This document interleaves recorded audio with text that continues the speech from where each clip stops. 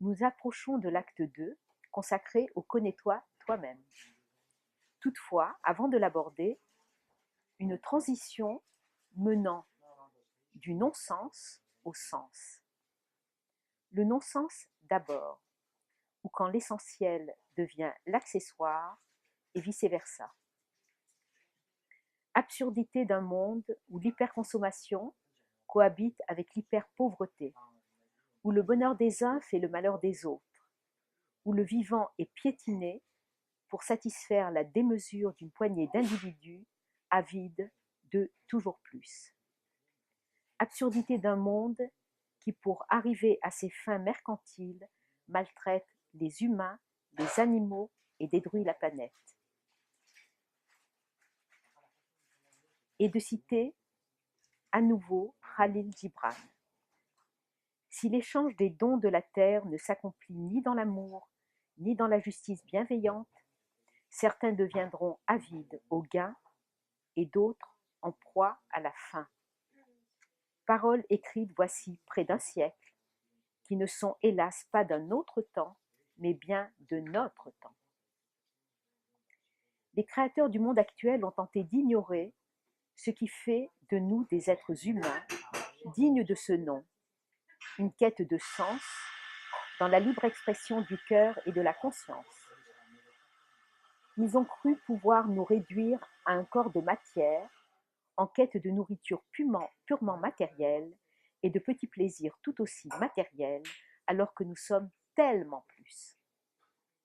Et pourtant, tout ceci devait être et doit être encore pour que s'ouvre le chemin de conversion de l'humanité. Ma confiance ne faiblit pas quant à son avenir et son devenir. La planète tremble, elle se transforme. C'est l'histoire du phénix qui renaît de ses cendres. Je pourrais dire la même chose de la personne humaine. L'humain tremble, il se transforme, ou plutôt, il doit se transformer.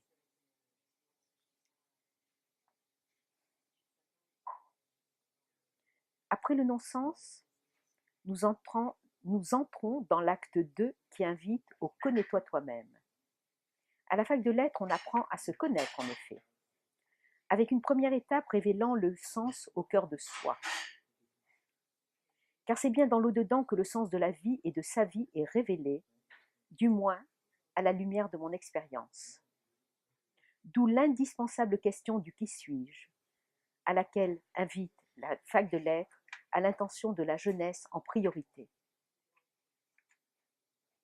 Il n'est plus possible de se contenter, lorsqu'on est jeune, adulte, de savoir ce que l'on va faire dans la vie. L'urgence est à la question du « qui suis-je », seul capable d'ouvrir la voie d'accès à l'être, lui permettant de s'exprimer pour influencer le faire et par là même l'avoir. C'est en effet cette question essentielle du « qui suis-je » qui doit permettre au jeune adulte, par la recherche de la connaissance de qui il est, de vivre son existence et non pas celle que d'autres ont tracée à sa place ou que lui-même envisage en se plaçant sous le regard et dans le désir de l'autre. Petite parenthèse pour apporter une précision. Je parle bien de recherche et non pas d'aboutissement. Difficile bien sûr de savoir qui on est à 20 ou 30 ans. C'est le fruit de toute une vie, pour certains, du moins dont je suis. Il s'agit en fait de se mettre en éveil, tant dans la vie intérieure qu'à l'extérieur, afin de ne jamais perdre de vue la question du « qui suis-je » et favoriser tout ce qui peut permettre d'y répondre. Je ferme la parenthèse. Et cette connaissance de soi passe inexorablement par l'exploration de son laboratoire de recherche intérieure, largement visité par la fac de lettres, seul capable d'apporter la réponse à la question du « qui suis-je ». La mode est à l'augmenter, avec le corps augmenté, la réalité augmentée et je ne sais quelles autres déclinaisons. La fac de lettres se met elle aussi au goût du jour, en proposant l'être augmenté, en référence au chemin de croissance menant de la petite personne à l'être, Rappelez-vous l'image des poupées russes. Il peut paraître étrange pour certains d'entendre parler d'être augmenté. L'être est, tout simplement. Nous sommes l'être, c'est une évidence, pour moi, et sûrement pour beaucoup. Je parle en fait de la perception que l'on en a, qui souvent n'est que la partie visible de l'iceberg. Entendu sur les ondes. Aucun être humain ne pèse lourd. Il est un système tout à fait négligeable dans l'environnement de l'intelligence artificielle.